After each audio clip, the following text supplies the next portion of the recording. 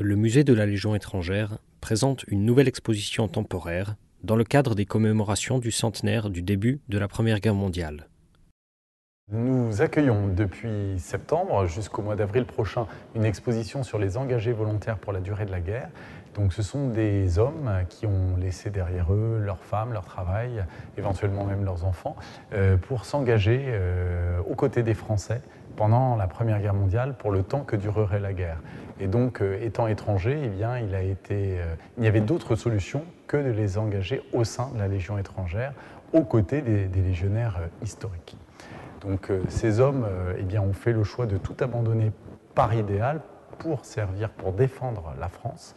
Et donc parmi eux, eh bien, il y a 30 000 hommes en tout qui se sont engagés pendant cette Première Guerre mondiale, près de 50 nationalités différentes, des Américains comme Alan Seeger, dont j'ai notamment un des plus émouvants poèmes derrière moi, J'ai un rendez-vous avec la mort, où il écrit dans les tranchées la vision de sa propre mort, qui en effet le frappera le 4 juillet 1916 à Bello-en-Santerre dans la Somme.